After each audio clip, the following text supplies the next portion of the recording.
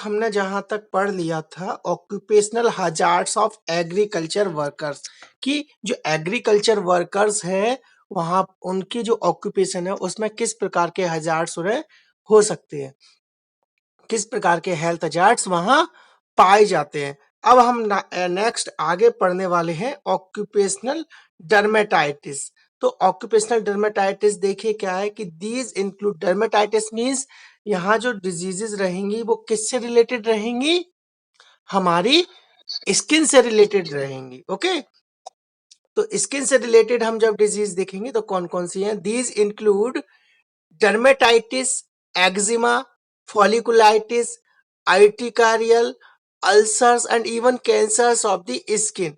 और यहाँ पर क्या, एक्जिमा, डर्मेटाइटिस, अर्टिकेरिया, अल्सर्स, ये सारे स्किन डिजीजेस देखने को मिलती हैं। The agent factors for occupational dermatoses are, तो कुछ जो फैक्टर्स है जिनके कारण डर्मेटाइटिस हो सकता है वो क्या क्या हो सकते हैं। अगर फिजिकल एजेंट्स देखें तो फिजिकल एजेंट्स में क्या क्या हो सकता है, heat, radiation. Okay, chemical agents acid, alkalis, dyes, solvents, grease, ये और इसके साथ में ही और भी बहुत सारे क्या है केमिकल एजेंट्स हो सकते हैं जो कि रिस्पॉन्सिबल होंगे किसके लिए, ऑक्यूपेशनल डर्मेटाइटिस के लिए। ओके, नेक्स्ट आगे हम बात करते हैं तो कुछ बायोलॉजिकल एजेंट्स भी हमें देखने को मिल सकते हैं। अगर बायोलॉजिकल एजेंट्स की हम बात करें तो जिसमें such as virus, bacteria, fungi and certain parasites.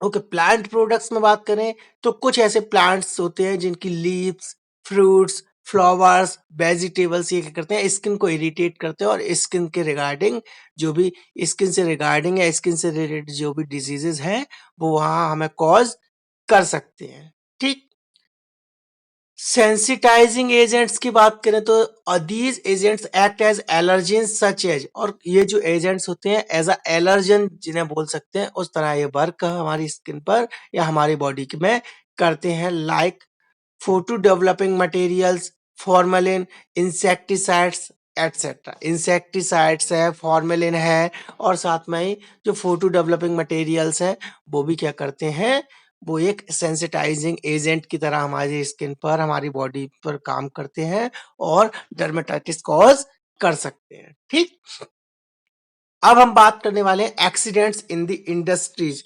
जो इंडस्ट्रीज होती है उसमें किस प्रकार के एक्सीडेंट्स पाए जाते हैं और कहाँ किस प्रकार के होते हैं। तो देखिए, accidents are common features in most industries, जो ज्यादातर इंडस्ट्रीज है वहां पर एक्सीडेंट का पाया जाना, किसी भी घटना का पाया जाना एक नॉर्मल फिनोमिना है। ठीक, आगे देखिए, in fact some industries are known for accidents, example coal and other mining industries, construction work means coal factories है, आयरन फैक्ट्रीज है, इसके अलावा क्या माइनिंग्स है। ठीक है, कंस्ट्रक्शन वर्कर्स वर्क प्लेस है, वहां पर कुछ ना कुछ इंसिडेंट्स है, कुछ एक्सीडेंट्स का होना कॉमन है और वहां पर कॉमनली एक्सीडेंट्स होते रहते हैं और पाए जाते हैं। These are multiple causes of accidents like, और ये मल्टीपल कॉजेज पाए जा सकते हैं जिनके कारण वहां एक्सीडेंट्स होते हैं। जैसे कोई फिजिकल कंपोनेंट हो सकता है, फिजियोलॉजिकल हो सकता है, साइकोलॉजिकल कॉजेज हो सकते हैं जिसके कारण वहां एक्सीडेंट पाए गए हैं या हुए हैं। Environmental factor also play an important role in causation of accidents in the industry. Example, अब कुछ इन्वायरमेंटल फैक्टर्स भी होते हैं जो एक्सीडेंट्स को कॉज कराने में मोस्ट इंपोर्टेंट रोल प्ले करते हैं और रिस्पॉन्सिबल होते हैं। लाइक जैसे कि देखें, फिजिकल एनवायरनमेंट है, अनसेफ मेंटेनेंस है, मशीन है, ठीक है, poor maintenance of the machines है, इसके अलावा पॉल्यूशन, नॉइज पॉल्यूशन बहुत ज्यादा है, एक्सेसिव लाइट है ना, हाई टेम्परेचर है। सम जो एनवायरमेंटल कॉजेज है, एनवायरमेंटल फैक्टर्स है, वो रेस्पॉन्सिबल रहते हैं किसमें, इंडस्ट्रियल एक्सीडेंट्स के में रिस्पॉन्सिबल होते हैं। ठीक, ये इंपॉर्टेंट नहीं है ज्यादा इसमें। अब बात करते हैं preventive measures to combat occupational hazards. अब प्रिवेंटेबल मेजर्स की अगर हम बात करें कि प्रिवेंटेबल मेजर्स कौन-कौन से हैं हेल्थ हजार्ड से रिलेटेड, ऑक्यूपेशनल हजार्ड में, तो हमने पहले ही पढ़ा है प्रिवेंटिव मेजर्स कितने प्रकार के हैं, 3 प्रकार के हैं। कौन-कौन से? Primary, secondary and tertiary. Preventive measures prevention पढ़े हैं हमने पहले, प्राइमरी, सेकेंडरी एंड टर्सरी। अब प्राइमरी प्रिवेंशन क्या है, हम पहले भी पढ़ चुके हैं, देखिए जल्दी। Primary prevention includes are pre placement examination which is performed for the each worker before they join the job. अब वो आपसे पूछ लेगा pre placement examination is the which types of preventive measures in the occupation hazards? Primary prevention, secondary prevention, tertiary prevention. तो किस प्रकार? Primary prevention है, primary pre placement examination है ना, विच इज परफॉर्म, जो परफॉर्म किया जाता है कब? For the each worker before they join the job. उन जो वर्कर है वो जॉब को ज्वाइन कर रहा है उससे पहले उसका एक मेडिकल टेस्ट या फिटनेस टेस्ट या प्री फिजिकल एग्जामिनेशन किया जाता है, that is also called primary prevention. Okay, provision of healthy physical environment is a must for healthy workforce. और अच्छा एनवायरमेंट फिजिकल जो है वहाँ का जो फिजिकल एनवायरमेंट है वो अच्छा होना चाहिए। क्यों? जिसके कारण वहाँ वर्कर है वो अच्छे से काम कर पाए और एफिशिएंट अपनी पूरी एफिशिएंसी के साथ वो सॉरी पूरी एफिशिएंसी के साथ वो अपना काम कर पाए। ठीक, नेक्स्ट इसमें देखें तो प्राइमरी में एक तो क्या है, building of the work place should be safe from stress and strain of the machinery. जो बिल्डिंग है, जो वर्क प्लेस है वो कैसी होना चाहिए? सेफ होना चाहिए और वहां पर किसी भी प्रकार का मशीनरी में मशीनरी या मशीनरी से रिलेटेड किसी प्रकार का स्ट्रेन नहीं होना चाहिए। स्ट्रेन का मीन्स है कि मशीन में कोई खराबी नहीं होनी चाहिए, मशीन अच्छी से स्मूथली चले, उसमें आवाज का नॉइज पॉल्यूशन ज्यादा ना हो, है ना, पुअर मेंटेनेंस ना हो, अच्छे तरीके से सेफ हो। And there should be proper lightning and और जो वर्क प्लेस है वहां प्रॉपर लाइटिंग हो, है ना, जहां लाइट की नेसेसिटी है वहां पर लाइट अवेलेबल होनी चाहिए। साथ में अच्छा वेंटिलेशन होना चाहिए, वेंटिलेशन के लिए प्रॉपर एडजस्ट लगे होने चाहिए। And the temperature of work place should be 25 to 27 degree Celsius. ठीक है, और साथ में ही जो वर्क प्लेस का टेम्परेचर है वो एक नॉर्मल टेम्परेचर होना चाहिए, एक रूम टेम्परेचर के बराबर होना चाहिए, जो होता है नॉर्मल कितना, 25 to 27 डिग्री सेल्सियस। ठीक है, measures should be taken to control the dust by wet और ऑयलिंग मेथड एडजस्ट एटसेट्रा। और अगर जो वर्क प्लेस है वहां पर डस्ट ज्यादा प्रोड्यूस हो रहा है, कोई ऐसा वर्क है, ऐसा काम कर रहा है जहां डस्ट बहुत ज्यादा हो रहा है, डस्ट पॉल्यूशन, एयर पॉल्यूशन बहुत ज्यादा है, तो उसको मिनिमाइज करने के लिए हम क्या कर सकते हैं? स्प्रिंकल मीन्स पानी की बौछार के यूज कर सकते हैं, है ना। इसके साथ ही ऑयलिंग मेथड यूज कर सकते हैं, एग्जस्ट लगा सकते हैं, फिल्टर का यूज कर सकते हैं। तो इन सभी मेथडों का यूज करके एयर को फिल्टर करना और वहां के जो एयर का जो पॉल्यूशन है या फिर डस्ट जो एयर में मिक्स हो रही है उसको, उसकी जो कंसंट्रेशन है उसको मिनिमाइज करना। Okay, next, hygiene of the workplace is important and need proper water supply for the worker. Provision of safe drinking water is equally important. और वहाँ की जो हाइजीन है उसको मेंटेन करना वो अच्छी होनी चाहिए। साथ में ही क्या होना चाहिए, जो ड्रिंकिंग वाटर सप्लाई है वो भी सेफ एंड पोर्टेबल होनी चाहिए। Okay, next, for every 25 workers there must be one laboratory and urinal for every 50 workers. अब देखिए, जो एवरी 20 वर्कर्स पर कितनी लेबोरेटरी होनी चाहिए? कितनी लेबोरेटरी होनी चाहिए? One laboratory. एंड 50 वर्कर्स पर कितने यूरिनल होना चाहिए? One urinal. Okay, next, welfare activities होनी चाहिए। Welfare activities like recreational facility, lunch room, family welfare services, ना, for the children of employed mothers and insurance facilities to be provide. और जो workers हैं उनके लिए क्या होना चाहिए, रिक्रिएशनल और वेलफेयर एक्टिविटीज भी होनी चाहिए, जिसके कारण क्या हो, उनकी वर्किंग एफिशिएंसी बढ़े। और जब उनको एक दो दिन ये जब इस रिक्रिएशनल जो है एक्टिविटीज कराई जाती है, जिसका उनका वर्किंग परफॉर्मेंस बढ़ता है, साथ में ही वो और एनर्जेटिक होते हैं, और उन्हें क्या होता है, जब उन्हें इंश्योरेंस रिलेटेड या फैमिली वेलफेयर सर्विसेज अवेलेबल होती हैं, तो वो और अच्छे से और फुल एफिशिएंसी के साथ अपने वर्क को परफॉर्म करते हैं। ठीक, next, in specific protection like, और स्पेसिफिक प्रोटेक्शन जो प्राइमरी प्रिवेंशन में रहता है, जिसमें क्या रहता है, protective measures become a necessity to safeguard against occupation, और जो भी प्रोटेक्टिव मेजर्स है उन्हें यूज करना चाहिए during the work place. Okay, जब आप वर्क प्लेस पर वर्क कर रहे हो उस टाइम पर। The example of personal protective measures are like use of helmets, goggles, earplugs, respirators and immunization against various communicable diseases। और साथ में ही हमें जो प्रोटेक्टिव मेजर्स है, जिनमें क्या क्या है, helmet, goggles, ear plugs, respirators and immunization, जो कि मोस्ट इम्पोर्टेंट है, हमें अपने जो प्रोटेक्टिव प्रोटेक्टिव मेजर्स है उनको यूज करना चाहिए, उनको फॉलो करना चाहिए during the work. Okay, on the work place. ठीक, अब नेक्स्ट हम देखते हैं सेकेंडरी प्रिवेंशन। तो सेकेंडरी प्रिवेंशन को हम देखते हैं, तो देखिए सेकेंडरी प्रिवेंशन क्या है। Early diagnosis is done by periodic examination including laboratory investigations and radiological examination. इसमें क्या है, हमें अर्ली डायग्नोसिस, अर्ली स्क्रीनिंग करनी होती है, किसकी, वर्कर्स की, जो हम कैसे कर सकते हैं, पैथोलॉजिकल या लेबोरेटरी पीरियोडिकल एग्जामिनेशन जब हम करते हैं तो उसमें हमें अर्ली डिटेक्शन मिल जाता है। जो पीरियोडिकल एग्जामिनेशन वो आफ्टर 3 मंथ्स, 6 मंथ्स, 1 ईयर या 2 ईयर पर किया जाता है। ठीक, इसके अलावा हम उसमें लेबोरेटरी इन्वेस्टिगेशंस कराते हैं, कुछ रेडियोलॉजिकल एग्जामिनेशन है जिनके थ्रू हम यानी कोई भी अगर एबनॉर्मेलिटी होती है वर्कर के अंदर तो उसे हम डिटेक्ट करते हैं और उसका प्रॉम्प्टली क्या ट्रीटमेंट स्टार्ट कर देते हैं। एंड देखिए क्या, prompt treatment is initiated as soon as the diagnosis is made. जैसे ही डायग्नोसिस हमें मिलता है हम उसका तुरंत ही इनिशियल स्टेज में ही ट्रीटमेंट स्टार्ट कर देते हैं। And personal monitoring is the important when ever such hazards exist, और हम उसकी पर्सनल मॉनिटरिंग भी करने लगते हैं। ओके, नेक्स्ट बात करते हैं tertiary prevention. This includes disabilities limitation and rehabilitation. और टर्सरी प्रिवेंशन का मेन जो मोटो है वो यही है कि डिसेबिलिटी को लिमिट करना, लिमिटेशन में करना, और साथ में ही रिहेबिलिटेटिव सर्विसेज से प्रोवाइड करना किसी वर्कर को। ओके, कोई दिक्कत यहां तक किसी को?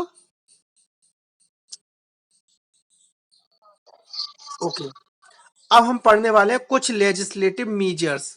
लेजिस्लेटिव मीजर्स का मीन्स होता है कि कुछ कानूनी दायरे, जो कुछ कानूनी गवर्नमेंट के द्वारा कुछ एक्ट, कुछ रूल्स एंड रेगुलेशंस जो बनाए गए हैं regarding occupational occupations and related to their hazards, तो उनके बारे में हम यहाँ पढ़ते हैं। देखिए, in India there are laws which have been framed to address the welfare of industrial workers. The laws are, और इंडिया में वर्कर्स और उनकी हेल्थ को देखते हुए कुछ लॉज, कुछ कानून, कुछ एक्ट्स फॉर्म्ड किए गए हैं, बनाए गए हैं, और वो कौन कौन से हैं उनको हम देखते हैं। देखिए, तो पहला है Indian factory act. Most important fact है, मोस्ट इंपोर्टेंट एक्ट है, और ये एग्जाम में यहाँ से ये पूछे जाते हैं, एक ए और एक ए।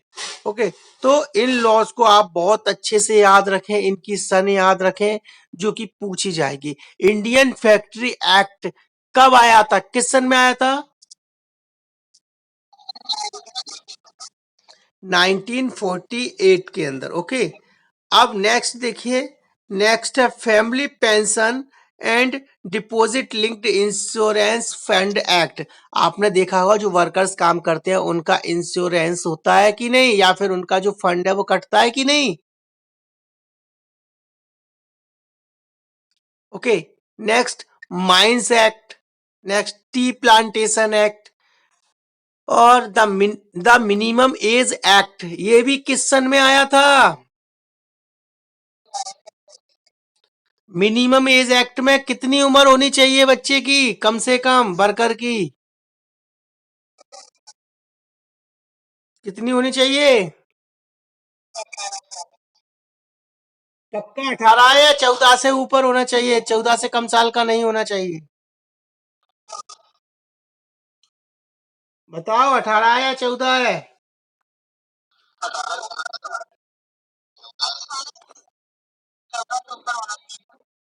18। 18 कहाँ है? किसी कोई आपने देखा है किसी एक्ट में लिखा हो? हमने यह अभी तक यही पढ़ा है, चाइल्ड लेबर एक्ट में भी यही पढ़ा है कि किसी भी 14 साल से कम उम्र के बच्चे को आप किसी भी प्रकार के काम नहीं करा सकते हैं, और साथ में ही आप क्या कर सकते हो, उसे एजुकेशन का राइट मिला है कि नहीं? Okay, next, maternity benefit act. जो मैटरनिटी होती है, जो मैटरनल लीव्स होती हैं और जो मैटरनल जो बेनिफिट्स होते हैं वो मिलते हैं कि नहीं? Next, labour act. Next, industrial dispute act. And यहां पर जो दो इंपोर्टेंट और हैं, EPF, employ provident fund act. ये कब आया था?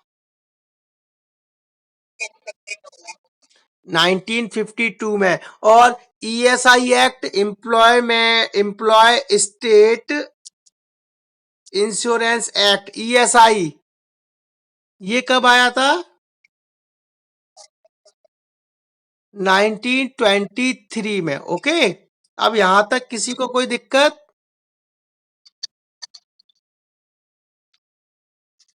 ठीक है, मोस्ट इंपोर्टेंट है, 1, 2, 3, 4, 4 एक्ट हमें पता होना चाहिए कि इंडियन फैक्ट्री एक्ट कब आया था, मिनिमम एज एक्ट, और एम्प्लॉयमेंट प्रोविडेंट फंड एक्ट और ईएसआई एक्ट कब आए थे।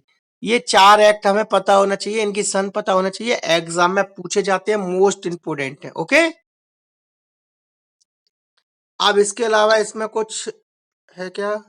हाँ, बेनिफिट्स ऑफ एम्प्लॉय। अब देखिए, the administration of employ state insurance scheme under the act is interested to the autonomous body called ESI corporation directly under the labour ministry and union ministry for labour as the chairman.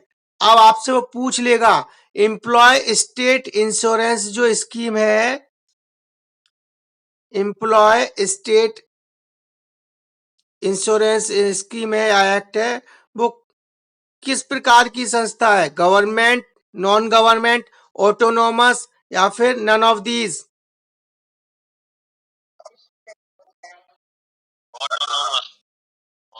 Autonomous body है। और ये किस ministry के अंदर आती है, ESI?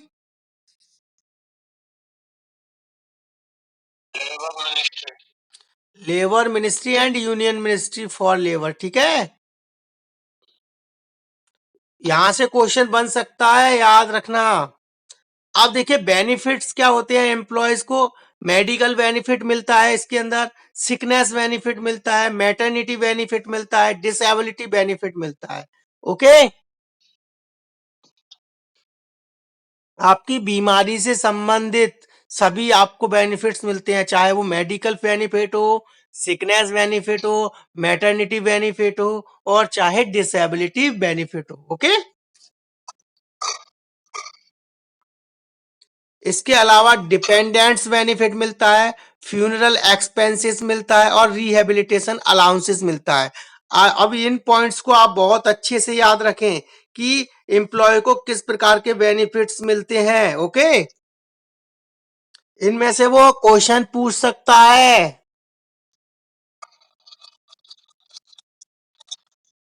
कि benefits क्या क्या मिलते हैं एम्प्लॉयज को। तो medical benefits, sickness benefits, maternity benefits, disability benefits, इसके साथ ही डिपेंडेंट्स बेनिफिट, और funeral expenses and rehabilitation allowances मिलता है। ठीक है, अब हम देखते हैं कुछ इंजीनियरिंग मेजर्स जो हम फॉलो करते हैं ड्यूरिंग द अपने ऑक्यूपेशन। ठीक है, इंजीनियरिंग मेजर्स क्या है? Design of building should be such to look into the safety issues of the workers. ठीक है, और जो बिल्डिंग है, जो वर्क प्लेस है, उसका जो डिजाइन किया जा रहा है, उसको जो उसको मैन्युफैक्चरिंग की जा रही है, उसको जब तैयार किया जा रहा है, कंस्ट्रक्ट किया जा रहा है, तो उस टाइम पर क्या है, हमें सभी जितने भी जो सेफ्टी मेजर्स है, एनवायरनमेंट है और वेंटिलेशन है, इनका प्रॉपर और अच्छे तरीके से ध्यान रखते हुए और जो कंस्ट्रक्ट करना चाहिए, ओके, वर्क प्लेस को। देखिए जैसे लिखा है, attention should be paid to the flooring, height of the walls, ceilings, roof, doors and windows, ठीक है। Next, good housekeeping is another measures to ensure health safety. और हाउसकीपिंग सर्विसेज कैसी होनी चाहिए? गुड होनी चाहिए। नेक्स्ट, हाँ स्पीकर म्यूट कर लो, या किसका स्पीकर वन म्यूट है? Next, enclosure. Enclosure means enclosing the harmful materials and process will prevent and the escape of dust and fumes into the factory atmosphere. और जो ऐसे हार्मफुल मटेरियल्स हैं या प्रोसेस है, उनको क्या करना चाहिए? एनक्लोजिंग या फिर जो मटेरियल उनको बंद करके रखना चाहिए अच्छे तरीके से, और जब जरूरत हो, जब यूज हो, उसी टाइम पर उसको उतनी ही मात्रा में तैयार करना चाहिए, ठीक है। और एक अलग सेपरेट पोर्शन में उसको तैयार करना चाहिए, जिससे पूरा एनवायरनमेंट और हर जगह वो फैक्ट्री फैक्ट्री में जो फ्यूम्स है, धुआं है या फिर कुछ भी है, वो स्प्रेड ना हो, फैले ना, ठीक। Next, isolation. Isolating the offensive process in a separate building to prevent workers from coming directly in contact with harmful substances. Means isolation में तैयार करना चाहिए। अगर कोई ऐसा substance है, कोई chemicals है या फिर किसी प्रकार का ऐसा fumes है जो health hazards या फिर health के regarding कुछ प्रकार की कोई भी disease अगर cause कर सकता है, तो उसे एक isolation separate जो room है, separate department है, उसमें उसको तैयार करना चाहिए, वहां पर उसका यूज या मैन्युफैक्चरिंग करनी चाहिए। Local exhaust ventilation, dust, fumes and other injurious substance can be trapped and extracted at the source before they escape into the factory atmosphere. और अगर कोई भी किसी भी प्रकार का अगर कोई डस्ट है, फ्यूम्स है या फिर अदर क्या है इंजूरियस सब्सटेंस है, तो उनको पहले डिटेक्ट करें, ट्रैक करना, उनको फिल्टर करना और उनका जो उनमें जो कंसंट्रेशन है डस्ट का, फ्यूम्स का, उसको मिनिमाइज करना और उसके बाद उसे फैक्ट्री एनवायरनमेंट से बाहर क्या करना? छोड़ना, ठीक। Next, protective devices. और ड्यूरिंग दी वर्क प्लेस, जब आप वर्क प्लेस पर वर्किंग कर रहे हैं, काम कर रहे हैं, तो उसके रिगार्डिंग, उस वर्क प्लेस के रिगार्डिंग जो भी प्रोटेक्टिव मेजर्स हैं, जो भी प्रोटोकॉल्स हैं, उन्हें हमें अच्छे से फॉलो करना चाहिए। प्रोटेक्टिव मेजर्स का यूज करना चाहिए for the prevention of occupational hazards या occupational diseases, okay. Next, environmental monitoring is an important aspect of occupation. It is concerned with periodical environmental evaluation. और हमें वहाँ जो वर्क प्लेस है वहाँ के एनवायरमेंट का मॉनिटरिंग करनी चाहिए कि वहाँ का एनवायरमेंट किस प्रकार का है और वहाँ जो पॉल्यूशन हम छोड़ रहे हैं या जो पॉल्यूशन हो रहा है वो एनवायरमेंट को कितने परसेंटेज या कहाँ तक वो पॉल्यूट कर रहा है, चाहे वो एनवायरमेंट का कोई भी सोर्स हो, लाइक लाइक दिस, जैसे कि like as an air pollution हो, वाटर पॉल्यूशन हो, सोइल पॉल्यूशन हो, तो कितने परसेंटेज तक हम वहाँ उसको अच्छे से फिल्टर करके फिर हम एटमॉस्फेयर में उसे छोड़ रहे हैं और वो किस प्रकार से एनवायरमेंटल जो फैक्टर्स है, एनवायरमेंटल जो एजेंट्स हैं, उनको क्या कर रहा है? पॉल्यूट कर रहा है, ठीक है। अब हम बात करते हैं role of mid level health care provider in prevention of occupational. अब जो एमएलएचपी है, mid level health care provider या फिर स्लैश जिसको हम बोल सकते हैं, सीएचओ या फिर स्लैश बोल सकते हैं, हेल्थ वर्कर है, तो वो ऑक्यूपेशनल हजार्ड्स के रिगार्डिंग उसका किस प्रकार का रोल है, किस प्रकार की रोल एंड रिस्पॉन्सिबिलिटीज उसको फॉलो करनी होती है। तो देखिए, the community health officer become the community health officer becomes first point of contact for workers। जो कम्युनिटी हेल्थ ऑफिसर्स है वो उस एक फर्स्ट पॉइंट है कि सबसे पहले जो वर्कर्स के कांटेक्ट में रहता है या रहेगा, ठीक। They will readily seek advice from an approachable accessible health care professional. और वो क्या करेगा? रेडी रहेगा, किस लिए? वो जो वर्कर्स हैं उनको ट्रेस करना, उनको ट्रेस करके पता लगाना, उनको असेस करना, वहां तक पहुंचना, उनको असेस करना और उनको हेल्थ हेल्थ के रिगार्डिंग एजुकेट करना, उनके वर्क प्रोफेशन के अकॉर्डिंग उन्हें एजुकेट करना कि किस प्रकार के उनके वर्क प्रोफेशन में या ऑक्यूपेशन, जिस ऑक्यूपेशन में वर्क कर रहे हैं उसमें किस प्रकार के ऑक्यूपेशन हजार्ड्स हो सकते हैं और वो उनसे किस प्रकार से बच सकते हैं। ठीक, your role can be summarized, और कुछ रोल हैं जो एमएलएचपी के हैं ड्यूरिंग द हेल्थ हजार्ड्स, तो वो क्या क्या रहेंगे। First, workplace surveillance and health risk identification. The community health nurse in collaboration with other team members of safety office. ठीक है, तो क्या करना, वर्क प्लेस का सर्विलेंस करना और रिस्क को, हेल्थ रिलेटेड जो भी रिस्क फैक्टर्स हैं उनको आइडेंटिफाई करना, ये एक कम्युनिटी हेल्थ नर्स या फिर सीएचओ का काम रहता है। और कोलैबोरेशन करके और जो सेफ्टी ऑफिसर्स हैं उनके साथ कोलैबोरेट करके वहाँ के एनवायरनमेंट, उनके हेल्थ के जो हेल्थ के रिगार्डिंग जो भी एजेंट्स है जो हेल्थ को अफेक्ट करेंगे, ऑक्यूपेशनल एजेंट्स हैं, उनका पता लगाना और किस प्रकार के प्रोटोकॉल्स वहां फॉलो हो रहे हैं, किस प्रकार के प्रोटेक्टिव मेजर्स का यूज करके उनसे प्रिवेंट कर सकते हैं, उन्हें बचा सकते हैं, इसके बारे में पता करना और उन्हें बताना। ठीक, next, comprehensive interventions or programs to control and educate workers about potential health risk and strategies to prevent them. वही करना, कॉम्प्रिहेंसिव इंटरवेंशंस करना और उनको एक प्लान बनाना, एक प्रोग्राम्स बनाना, उसको समझाना कि किस तरीके से वो अपनी जो जो वर्क प्रोफेशन में जहां वो है वहां पर जो ऑक्यूपेशनल हजार्ड्स हैं उनसे प्रिवेंट हो सकते हैं, किस प्रकार से उनसे बच सकते हैं। Next, health surveillance as a part of surveillance of occupational health community. Health officers survey environment and evaluate the risk for workers. Medical surveillance includes immunization for employees who are exposed to infectious biological agents. और क्या करना, health surveillance करना, जो एक community health officer की first priority है, जिसके अंदर वो क्या करेगा, एनवायरमेंट है उसको उसको देखेगा, उसका सर्विलेंस करेगा, उसकी मॉनिटरिंग करेगा, साथ में ही जो हेल्थ वर्कर्स हैं उनका हेल्थ असेसमेंट करेगा, साथ में ही क्या करेगा, मेडिकल सर्विलेंस भी प्रोवाइड करेगा, जिसमें हम यह भी देखेंगे कि अगर कोई वर्कर है वो किसी भी इस प्रकार के ऐसे एनवायरनमेंट में, ऐसे अपने ऑक्यूपेशन या फिर ऐसे प्रोफेशन में काम कर रहा है जहां पर कम्युनिकेबल डिजीज के कांटेक्ट में आने की बहुत ज्यादा संभावना है, तो उस टाइम पर उस वर्कर का प्रॉपर इम्यूनाइजेशन हुआ है कि नहीं उस डिजीज के अगेंस्ट, तो उसके बारे में भी पता करना। ठीक, next, reduction of workplace injuries illness due too early detection of workplace hazards.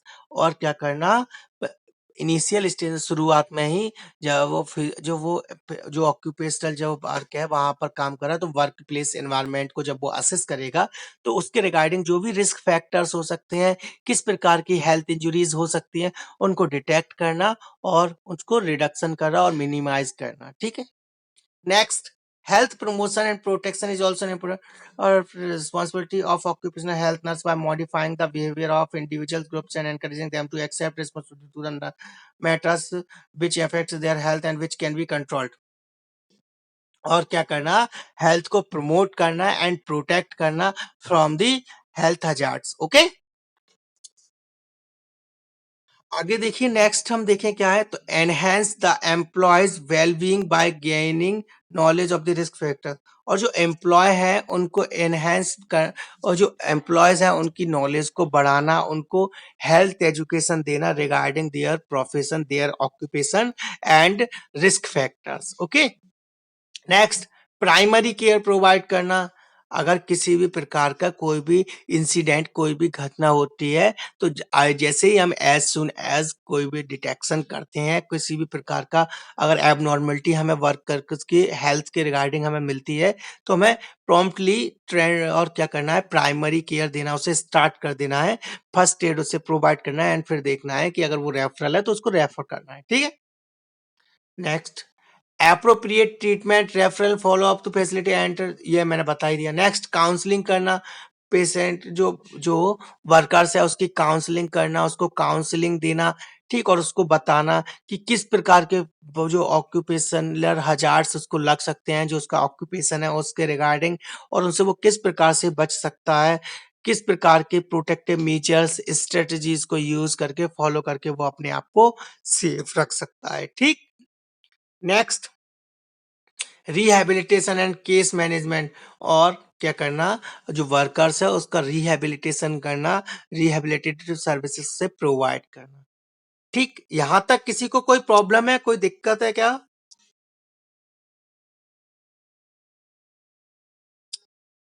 Hello, यहां तक किसी को कोई प्रॉब्लम है? चलिए, अब हम आगे देखते हैं, ठीक है। अब हम नेक्स्ट यूनिट अपनी स्टार्ट करने वाले हैं, जिसका नाम क्या है? यूनिट 5, ब्लॉक 4 की यूनिट 5 स्टार्ट करने वाले हैं, जिसका नाम है mental health and substance abuse disorders. तो इसके अंदर हम दो चीजें मेनली पढ़ेंगे। एक तो यह कि मेंटल हेल्थ होती क्या है, मेंटल हेल्थ क्या है, मेंटल हेल्थ क्यों इंपॉर्टेंट है, मेंटल हेल्थ को किस प्रकार से हम अच्छे तरीके से अच्छा मेंटेन करके उसको मेंटली हम क्या रह सकते हैं, हेल्थी रह सकते हैं। और साथ में ही कुछ सब्सटेंस एब्यूज डिसऑर्डर्स जो पाए जाते हैं, वो किस प्रकार के सब्सटेंस एब्यूज डिसऑर्डर्स पाए जाते हैं, वो किस प्रकार के होते हैं, उनका नाम क्या है, वो किस प्रकार से हमारी जो मेंटल हेल्थ है उसको अफेक्ट करते हैं, प्रभावित करते हैं, इस चीज के बारे में हम यहाँ पढ़ेंगे। ओके, जैसे हमारी फिजिकल हेल्थ और स्पिरिचुअल हेल्थ, सोशल हेल्थ हमारे लिए इंपॉर्टेंट है, उसी प्रकार से हमारी एज वेल एज जैसे ही फिजिकल हेल्थ है, उसी प्रकार से हमारी मेंटल हेल्थ भी मोस्ट इंपॉर्टेंट है। विदा मेंटल हेल्थ के हम किसी भी व्यक्ति को, अगर कोई व्यक्ति फिजिकली फिट है, सोशली फिट है, स्पिरिचुअली हेल्थी है, बट वह मेंटली इल है, दिमागी रूप से उसको स्ट्रेन है, एंजाइटी है, डिप्रेसिव है, या फिर किसी भी प्रकार का मेंटल डिसऑर्डर्स उसे पाया जा रहा है उसके अंदर, तो इंसोम्निया है, सिजोफ्रेनिया है, बाइपोलर डिसऑर्डर्स है, ठीक है। तो इस प्रकार का जब भी कोई मेंटल डिसऑर्डर्स है रिगार्डिंग एनी सब्सटेंस एब्यूज और नॉन सब्सटेंसिव एब्यूजिव, ठीक है, किसी भी प्रकार के तरीके से, तब हम उसे मेंटली इल पेशेंट बोलेंगे। तो उसको मेंटली हेल्थ उसकी कैसी है, इल है, और वो एक हेल्थी पर्सन नहीं कहलाएगा। ठीक है, ओके। तो देखिए, जैसे हमारे लिए फिजिकल हेल्थ बहुत इंपॉर्टेंट है, हम फिजिकल हेल्थ को मेहनत मेंटेन करने के लिए अच्छा खाना खाते हैं, पर्सनल हाइजीन को मेंटेन करके रखते हैं, एक्सरसाइज करते हैं, जिम जाते हैं, रनिंग करते हैं, ठीक। तो ये हमारी फिजिकल हेल्थ को हम मेंटेन कर रहे हैं। बट जैसे हम फिजिकल हेल्थ के लिए इतना फोकस करते हैं, इतना काम करते हैं, इतना मेंटेन करते हैं, क्या हम इसका 50% भी मेंटल हेल्थ के लिए देते हैं? अब मेंटल हेल्थ को किस प्रकार से हम अच्छा रख सकते हैं? डिस्ट्रेसिंग टेक्निक्स को यूज करके, है ना, मेंटल, और इसके अलावा क्या, आप अच्छे तरीके से अच्छा म्यूजिक सुनकर, आप योगा करके, ध्यान लगाकर, मेडिटेशन करके, और इस प्रकार से आप क्या कर सकते हैं, मेंटल हेल्थ को भी हेल्थी रख सकते हैं। ठीक है, यहां तक किसी को कोई प्रॉब्लम है क्या? ओके, चलिए अब हम पढ़ते हैं कि व्हाट इज मेंटल हेल्थ। ठीक है, मेंटल हेल्थ क्या है, वैसे मैंने अभी आपको समझा दिया है, तो ज्यादातर चीज आपको समझ में आ गया। एक मेंटली हेल्थ पर्सन क्या रहेगा?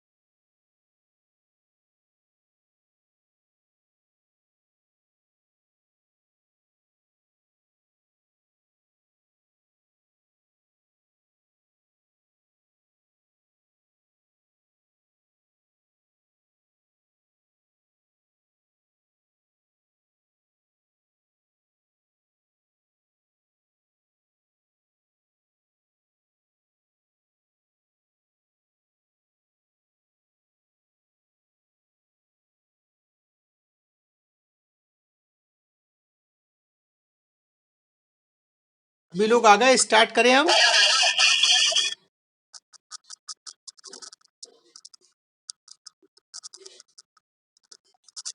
अरे स्पीकर म्यूट कर लो, Rinku Sharma.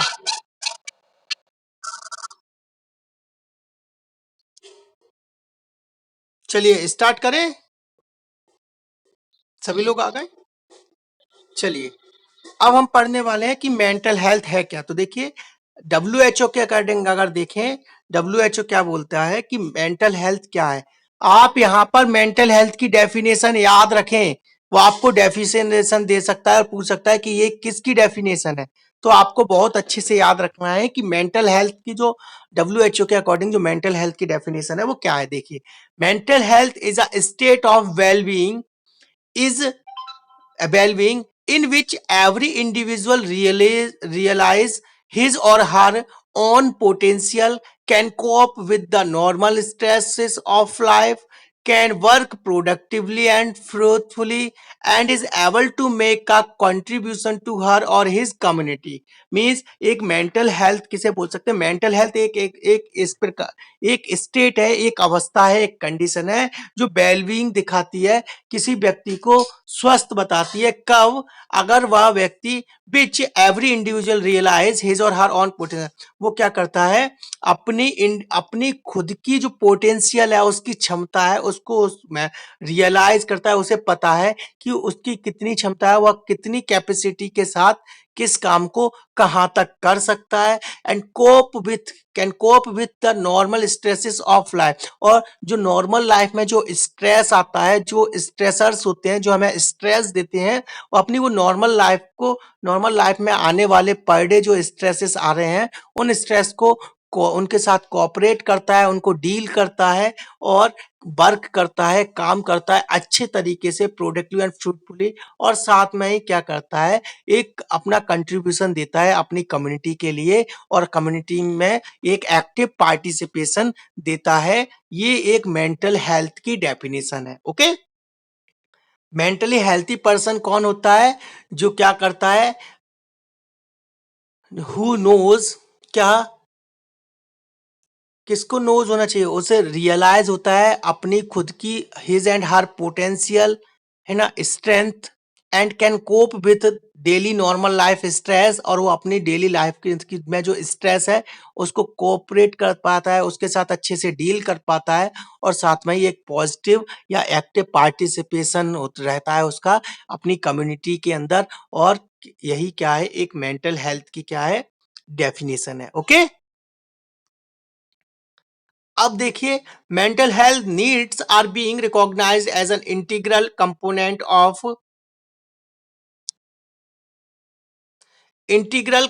Of practice in comprehensive primary and secondary health care. और मेंटल हेल्थ क्या है, एक इंटीग्रल कंपोनेंट है जिसमें क्या है, प्राइमरी और सेकेंडरी हेल्थ केयर भी प्रोवाइड कर। Good mental health gives a sense of wellbeing to a person by enhancing confidence. और एक गुड मेंटल हेल्थ होगी तो उसके अंदर जो पेशेंट है उसके अंदर अच्छा कॉन्फिडेंस रहेगा, है ना, उसकी सेल्फ एस्टीम होगी, वर्किंग परफॉर्मेंस उसका बेस्ट होगा। ये सारे जब होंगे जब कोई व्यक्ति मेंटली क्या है, हेल्थी है। ठीक, it not only enables a person to enjoy positive relationship with other people but also to use the abilities to reach their potential and deal with life's challenges। और ये बिल्कुल भी नहीं है कि अगर कोई मेंटली, अगर कोई व्यक्ति है वो अच्छे तरीके से सिर्फ उसके रिलेशनशिप पॉजिटिव है, अच्छे रिलेशन फॉलो कर पा रहा है, तो वो मेंटली हेल्थ है। बल्कि उसके साथ ही वह उसकी डेली लाइफ में जो चैलेंजेस हैं, जो स्ट्रेसर्स हैं, जो स्ट्रेस पैदा करते हैं डेली लाइफ में, जो आने वाले स्ट्रेसर्स हैं, उनके साथ अच्छे से डील करे और अच्छे से उन चैलेंज को एक्सेप्ट करे और उनको डील करे, क्लियर करे, उनको मैनेज करे। ये क्या है, एक मेंटल हेल्थ के कैरेक्टरिस्टिक्स हैं। ठीक, poverty, discrimination, malnutrition, environmental factors including access to safe water, toilet and sanitation, exposure to violence, and absence of prenatal figures, that divorce, displacement are few factors that may have a negative influence on the mental health। और कुछ ऐसे factors है जो हमारी जो mental health पर कैसा negative impact या नेगेटिव जो प्रभाव है, इफेक्ट है, वो डालते हैं, जैसे कि पॉवर्टी, डिस्क्रिमिनेशन, माल न्यूट्रिशन, एनवायरमेंटल फैक्टर्स हो सकते हैं, डिवोर्स, डेथ, ये कुछ ऐसे फैक्टर्स हैं, मैरिज, जो हमारी मेंटल हेल्थ को क्या कर सकते हैं, प्रभावित करते हैं। ठीक है। For a person to lead a healthy life, the mind should work in harmony and maintain the internal balance, and also a balance should exist between the mind and the body, between the mind and the surroundings. और हम mental health को healthy और कब बोलेंगे, जब हमारी body और हमारा फिजिकल बॉडी और हमारी मेंटल हेल्थ वो आपस में अच्छे से कोऑर्डिनेशन के साथ वर्क करे, कोऑर्डिनेट करे, और हम इसके साथ ही हमारा जो माइंड है, हमारी जो मेंटल हेल्थ है, वो हमारे एनवायरनमेंट के साथ अच्छे से कोऑर्डिनेट कर कर चले। ठीक। For this a balance of emotions, जो इमोशंस होते हैं, fear, anger, anxiety, rage, sadness, happiness, jealous, and thoughts, ideas, memory, intelligence and actions, talking, feeling etcetera is essential. और ये सारे भी इसेंशियल है हमारी मेंटल हेल्थ को बैलेंस करने में। अब वो आपसे पूछेगा क्या, memories are the example of emotions, thoughts, actions, और ऑल ऑफ दीज। तो क्या है, मेमोरी क्या है, थॉट्स है, आइडियाज थॉट्स है। ठीक है। इसके अलावा इंटेलिजेंस थॉट्स है। ठीक है। इमोशंस क्या है, एंगर, हैप्पीनेस, सैडनेस, जेलसी, ये क्या है, इमोशंस है। और एक्शंस क्या है, प्लेइंग, टॉकिंग, है ना, ये सारे क्या है, एक्शंस है। ठीक है। अब देखिए कॉमन मेंटल हेल्थ प्रॉब्लम्स जो पाई जाती हैं, कॉमनली जो मेंटल हेल्थ प्रॉब्लम्स है वो कौन कौन सी हैं जो पाई जाती हैं, उनके बारे में हम देखते हैं। तो देखिए क्या है कॉमन मेंटल हेल्थ प्रॉब्लम्स, क्या है, certain unpleasant and stressful encounters like poor socio-economic status, broken family, ये कुछ अनप्लीजेंट और स्ट्रेसफुल काउंटर्स है जो हमारी मेंटल हेल्थ को अफेक्ट करते हैं, और जिनके कारण कॉमनली जो कॉमन कुछ मेंटल हेल्थ प्रॉब्लम्स है जो अराइज होती हैं या पाई जाती हैं। क्या हो सकता है, हमारा पुअर सोशियो इकोनॉमिक स्टेटस हो सकता है, ब्रोकन फैमिली, फैमिली में लड़ाई झगड़े होना जिसके कारण फैमिली में सेपरेशन हो जाना, अलग हो जाना, professional difficulties can weigh heavy पे on the individual and hamper healthy mental functioning. और प्रोफेशनल में अपने जो प्रोफेशन है उससे रिलेटेड कोई डिफिकल्टीज, उससे रिलेटेड कोई स्ट्रेस, कोई एंजाइटी, कोई डिप्रेशन है, ठीक है, वो इसके साथ ही मे लीड टू डिवोर्स। इसके साथ ही अगर डिवोर्स हो गया है, सुसाइडल टेंडेंसी है, सुसाइड हो गया है, डिप्रेशन है, स्लीपिंग डिसऑर्डर्स है, इंसोम्निया वगैरह है, एंजाइटी है, सब्सटेंस एब्यूज है, तो ये कुछ क्या है अनप्लीजेंट या स्ट्रेसफुल कंडीशंस हैं जो क्या कर सकती हैं, कॉमन हेल्थ प्रॉब्लम्स है, कॉमन मेंटली हेल्थ प्रॉब्लम्स है, उनको अराइज करती हैं, उनमें अपना कंट्रीब्यूशन देती हैं। ठीक। Stress with advent of industrialization, changes in the work culture and eating habits has been incriminated as one of the important risk factors for lifestyle disorder like diabetes and hypertension। और हमारा जो stress है ये एक most important factor है। बहुत सारी जो कॉमन मेंटल हेल्थ प्रॉब्लम्स है वो ज़्यादा स्ट्रेस के कारण भी होती हैं। अगर कोई व्यक्ति स्ट्रेस में है तो या तो वो बिल्कुल भी खाना नहीं खाएगा या बहुत ज़्यादा खाना खाएगा, या फिर इसके कारण क्या होगा, उसको हाइपरटेंशन, हाइपोटेंशन जैसी रिलेटेड या डायबिटीज के रिगार्डिंग कोई भी हेल्थ और भी हेल्थ रिगार्डिंग जो डिजीज है वो साथ में अराइज हो सकती है, as well as mental problems. Okay. Next, sleeping disturbance and substance use disorders include alcohol. Common mental health जो डिसऑर्डर्स है उनके बारे में अब हम पढ़ते हैं। पहला है डिप्रेसिव डिसऑर्डर्स, जिसको हम इंक्लूडिंग मेजर डिप्रेसिव डिसऑर्डर्स बोलते हैं। ठीक है। डिप्रेशन में चला जाना, कब, डिप्रेशन में क्या होता है, जब भी कोई पेशेंट है या जब भी कोई वर्कर है, कोई भी व्यक्ति है, वो जब कोई भी चीज को, किसी भी बात को, किसी भी थॉट को, किसी भी उसका जो इंसिडेंट पास्ट में हुआ है उसे सोच सोच कर उन्हीं बातों को सोचना, बार बार रिपीट करना, बार बार सोचना, बार बार रिपीट करना, और खुद को इतना ज्यादा लोअर फील करना, इन्फीरियरिटी फील कराना कि वो क्या चला जाए, डिप्रेशन में चला जाए, डिप्रेस्ड हो जाए। और आपको एक और बहुत अच्छी चीज बताते हैं कि जो सुसाइडल टेंडेंसी पाई जाती है वो किस प्रकार के मेंटल डिसऑर्डर्स में सबसे ज्यादा पाई जाती है? हेलो। हाँ, सबसे ज्यादा में जो सुसाइडल टेंडेंसी पाई जाएगी वो डिप्रेसिव वाले पेशेंट में पाई जाएगी, डिप्रेसिव मेंटल डिसऑर्डर में पाई जाएगी। देखिए अब क्या है, आगे हम इसमें पढ़ते हैं। Depressive disorders are the most common mental health disorder that can be found in the community. सबसे ज्यादा कम्युनिटी में आप वर्क करो तो वहां पर सबसे ज्यादा आपको देखने को मिला वो डिप्रेशन, एंजाइटी, ये चीजें देखने को आपको मिलेंगी। The person suffering from these remains sad and irritable. और इसमें क्या रहेगा, पर्सन सैड रहेगा, दुखी रहेगा, लॉनलीनेस रहेगा, अकेला रहेगा, किसी से कुछ बातें नहीं करेगा, कोई खाएगा पिएगा नहीं, है ना। इसके अलावा वो इरिटेबल रहेगा, थोड़ी छोटी बात पर छोटी छोटी गुस्सा हो जाएगा, फील्स हेल्पलेस एंड एम्प्टी। वो अपने आप को कमजोर, असहाय महसूस करेगा, उसे लगेगा अब मेरा कुछ नहीं है दुनिया में, सब खत्म हो गया, मैं अकेला हूँ, मैंने गलत किया, मेरे साथ गलत हुआ है ना। And some extreme conditions might have physical symptoms and like non-specific pain, marked loss of interest and pleasure in anything that significantly interferes with daily life present nearly every day and period of the last 2 hours। और इसके साथ ही क्या, वो किसी भी काम में रुचि नहीं लेगा, किसी भी प्रकार की एक्टिविटीज में वो भाग नहीं लेगा, ठीक। और साथ में ही, और ये कंडीशन कब तक रहे, presently nearly days for a period of at least 2 weeks. और ये कुछ दिनों से लेकर अगर 2 वीक तक या 2 वीक से ज्यादा रहती है तब हम उसे डिप्रेशन काउंट करते हैं, तब हम उसे डिप्रेसिव या फिर मेजर डिप्रेसिव डिसऑर्डर्स बोल देते हैं। तो अब वो आपसे यहाँ एक तो क्वेश्चन ये पूछा कि डिप्रेशन या मेजर डिप्रेसिव डिसऑर्डर्स है उसकी ड्यूरेशन कितनी होती है? हाँ, 2 वीक से, ठीक है। हाँ, okay. And the other presenting features में भी सिग्निफिकेंट वेट लॉस होगा उसका, या वेट गेन भी हो सकता है। इनएबिलिटी टू स्लीप, उसको नींद बिल्कुल भी नहीं आएगी या बहुत ज्यादा नींद आएगी। फीलिंग ऑफ रेस्टलेसनेस, थका थका सा रहेगा उसको, मतलब बेचैन रहेगा, उसका किसी चीज में मन नहीं लगेगा। लिथार्जिक, कोई भी ताकत नहीं लगेगी, एकदम ढीला रहेगा। Feelings of work worthlessness and excessive excessive guilt, और उसको बहुत ज़्यादा गिल्टी फील होगी कि मैंने ये गलत किया, मुझे ऐसा नहीं करना चाहिए था, ये गलत किया है मैंने। या इसके अलावा क्या रहेगा, तो रिकरेंट थॉट्स ऑफ डेथ, और उसे बार बार यही आएगा कि अब कुछ नहीं है दुनिया में, मेरा कुछ नहीं बचा, मैं अकेला हूँ, अब मुझे जीने का कोई हक नहीं है, और मुझे क्या कर लेना चाहिए, क्या कर लेना चाहिए?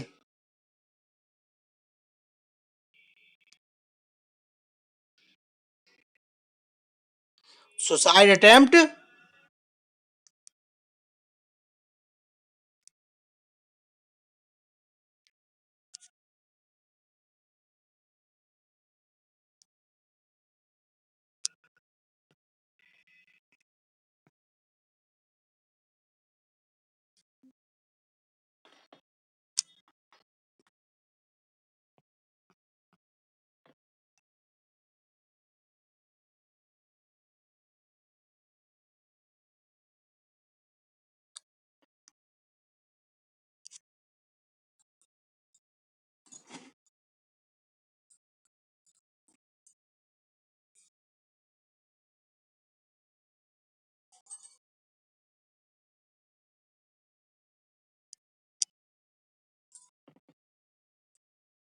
हेलो।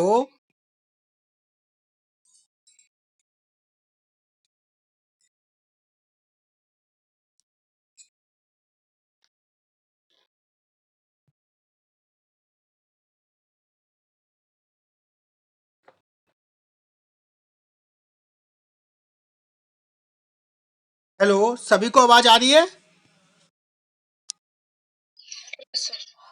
ओके। तो उस मेंटल हेल्थ में और क्या रहेगा उसके, कि अभी देखिए मैं पहले स्क्रीन शो करा दूं,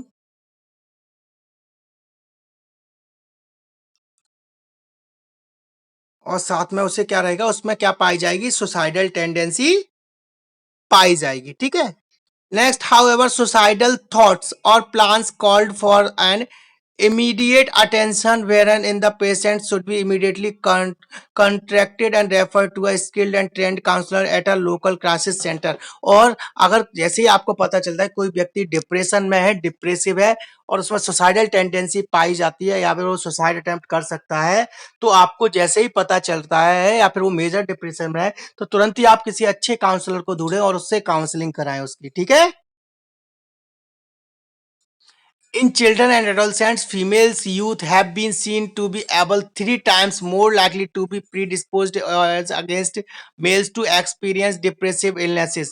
जो बच्चे हैं, एडोलसेंट्स हैं, फीमेल्स हैं, यूथ, उनमें जो 3 टाइम्स मोर देन 3 टाइम्स देखने को मिलता है डिप्रेसिव डिसऑर्डर्स, किसके अकॉर्डिंग, अगेंस्ट मेल्स के अकॉर्डिंग। ठीक है। And thought they can manifest as an irritable rather than a sadness, और इसमें वो सैडनेस की अपेक्षा क्या, इरिटेबल, चिड़चिड़े ज्यादा रहते हैं। ठीक है। The possible cause of depressive illness can be, और जो क्या क्या कॉजेज हो सकते हैं डिप्रेसिव के या डिप्रेशन के, वो क्या क्या है, जेनेटिकली हो सकता है, बायोलॉजिकली हो सकता है, एनवायरमेंटल फैक्टर्स हो सकते हैं जो क्या करते हैं, डिप्रेशन कॉज कर सकते हैं। Adverse childhood experience and stressful life experience are known to contribute significant to the risk। और जब चाइल्डहुड था, जब बचपन था, बचपन में उसके साथ किसी भी प्रकार का कोई ऐसा इंसिडेंट हुआ है या कोई भी ऐसा एक्सपीरियंस है, स्ट्रेसफुल कोई इवेंट्स है, जब वो उसे याद करता है या उसे सोचता है उस घटना को, तो वो क्या हो जाता है, डिप्रेशन में चला जाता है, डिप्रेस हो जाता है। ये भी एक रिस्क फैक्टर है डिप्रेशन के लिए। ठीक है। यहां तक क्लियर हुआ सभी को? नेक्स्ट हम देखते हैं एंजाइटी डिसऑर्डर्स। एंजाइटी क्या होता है? एंजाइटी को हम बोल सकते हैं फोबिया। अब देखिए फोबिया क्या है, देखिए, the daily functioning of the individual suffering from anxiety disorder is distributed by excessive fear to real और परसीव्ड थ्रेट। और क्या रहता है एंजाइटी डिसऑर्डर में कि जो कोई भी व्यक्ति जो अपनी डेली लाइफ कर रहा है, डेली लाइफ से चल रहा है, उस टाइम पे उस पर एंजाइटी आना। एंजाइटी मींस एक्सेसिव फियर होना, एक्सेसिव डर होना, किसी भी चीज को, एक नॉर्मल एक फिनोमिना है फियर का होना, डर लगना किसी भी चीज से एक नॉर्मल फिनोमिना है। मान लीजिए आपको छिपकली से डर लगता है, सांप से डर लगता है, चूहे से डर लगता है, कॉकरोच से डर लगता है, तो एक नेचुरल फिनोमेना है कि आपको उससे डर लगना चाहिए, वो सभी डरते हैं उससे। लेकिन अब आपको फूल से डर लग रहा है, कपड़ों से डर लग रहा है, किसी भी ऐसी नॉर्मल चीज जिससे नॉर्मली डर नहीं लगना चाहिए, उस चीज से आपको बहुत ज्यादा डर लग रहा है, एक्सेसिव फियर लग रहा है, एक्सेसिव डर लग रहा है, जिसका आप एंजाइटी है, टेंशन हो रही है, एंजाइटी हो रही है, that is called phobia. Okay, समझ में आया?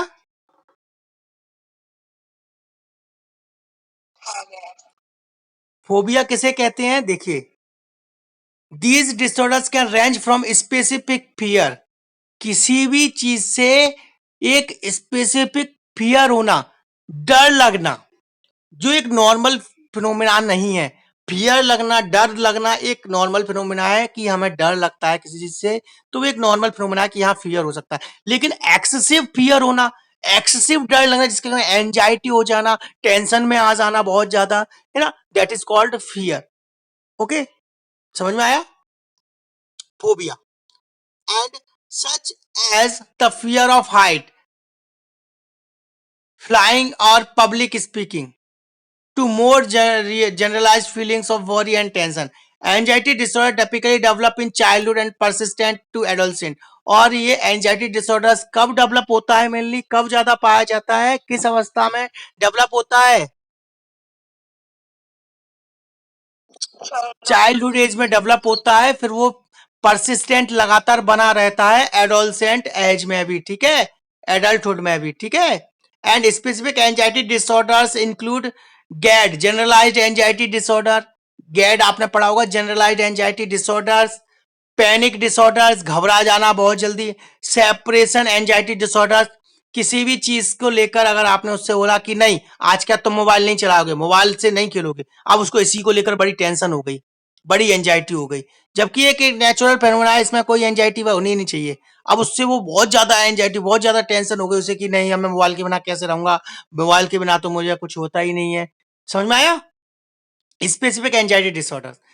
Next social anxiety disorder, social phobia होना कि समाज के साथ, समाज में मिलकर कैसे रहूंगा या समाज से अलग किस प्रकार से रहूंगा मैं।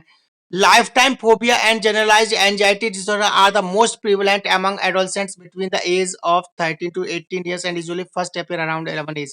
और ये जो लाइफ टाइम जो फोबिया है या फिर एंजाइटी डिसऑर्डर्स है, वो कब ज्यादातर देखने को मिलता है हमें?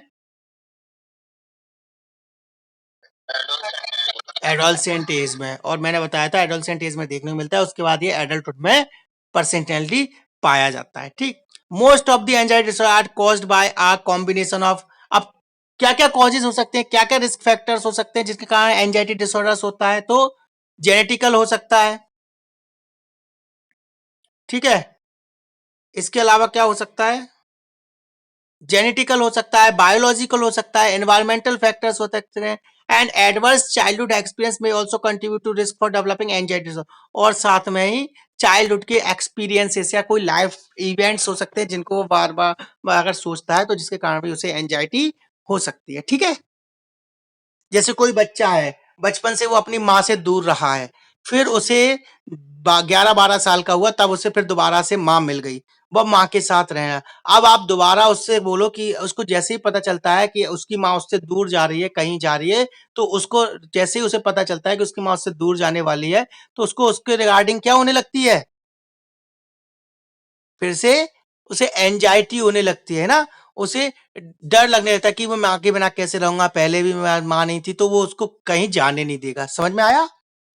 अगर उसे आप अलग करने की कोशिश करो तो उसमें क्या होने लगेगा? एंजाइटी पैदा हो जाएगी। समझ में आया? Okay.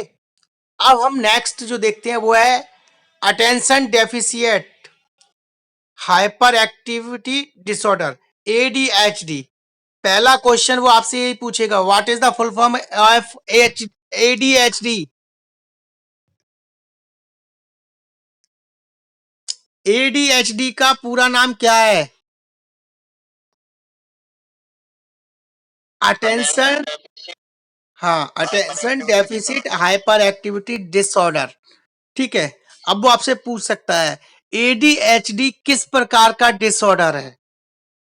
Option A occupational disorder, option B mental disorder, option C physiological disorder, option D none of these. Mental disorder है। आगे देखिए, एडीएचडी मोस्टली या मेनली किस एज में ज्यादा पाया जाता है? Option A childhood age, option B adolescent age, option D adulthood age, option last D all of these. Childhood age में एडीएचडी ज्यादा पाया जाता है। एडीएचडी का मीन्स होता है अटेंशन डेफिशिएट रहना और हाइपर एक्टिविटी होना। अटेंशन डेफिशिएट का मीन्स है जो बच्चे का जो ध्यान होगा किसी भी चीज पर, किसी भी अटेंशन देना, वो कैसी रहेगी? अटेंशन कम देगा, लेकिन उसकी बॉडीली वो क्या रहेगा? हाइपर एक्टिव रहेगा, जल्दी जल्दी कर लो, जल्दी जल्दी करेगा सब काम, हाइपर एक्टिविटी। देखिए क्या है, आपने वो मूवी देखी है तारे जमीन पर, देखी है क्या? मैंने तो नहीं देखी है, मैंने सिर्फ नाम सुना है, मैंने आज तक वो मूवी नहीं देखी है। किसी ने देखी है क्या?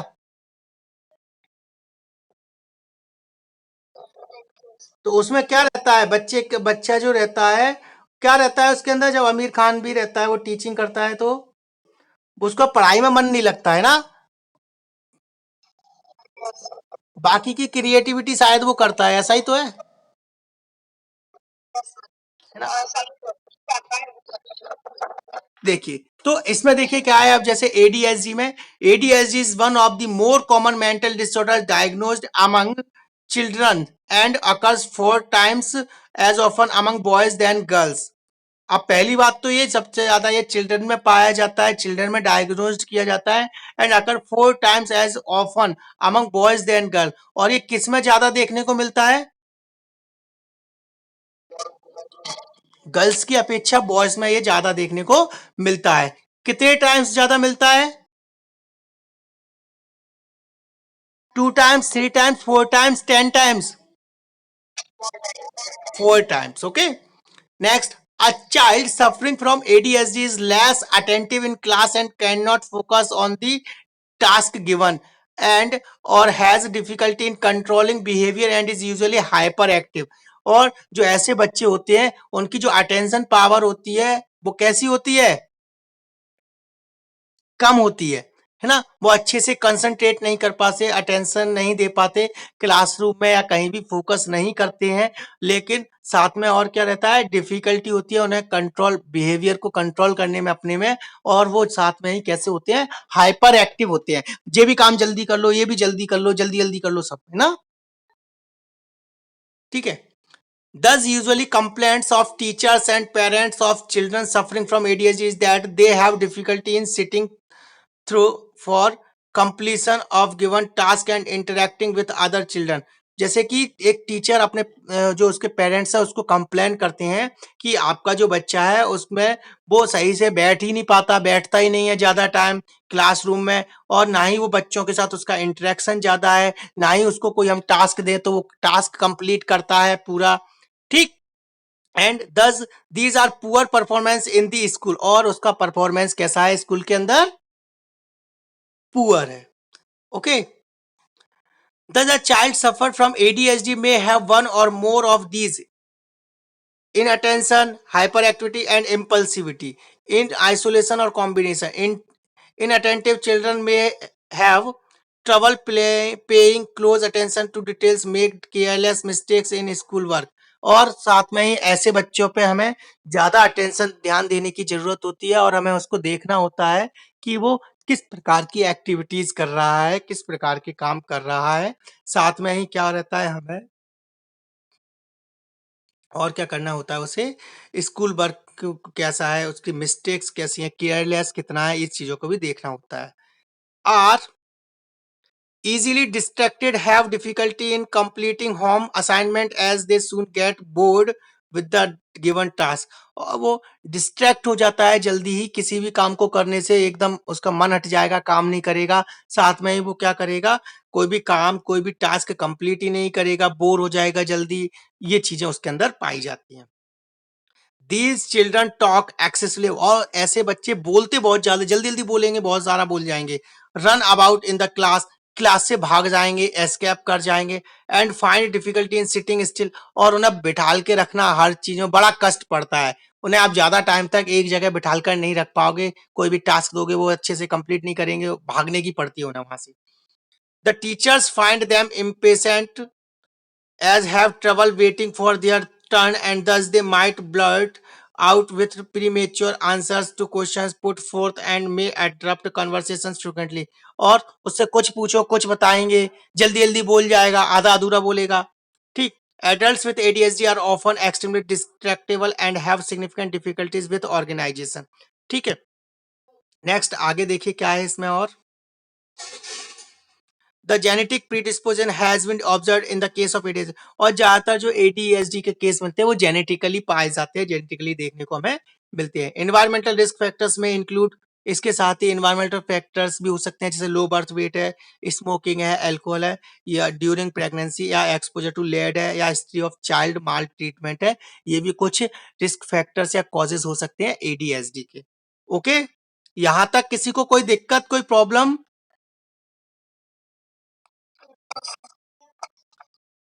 ओके। ठीक है। इसके आगे हम बाइपोलर डिसऑर्डर्स है या रिलेटेड टू बाइपोलर डिसऑर्डर्स, इसको हम अपनी नेक्स्ट क्लास कल कंटिन्यू करेंगे। अभी तक जो मैंने पढ़ाया इसमें किसी को कोई दिक्कत, कोई प्रॉब्लम है क्या?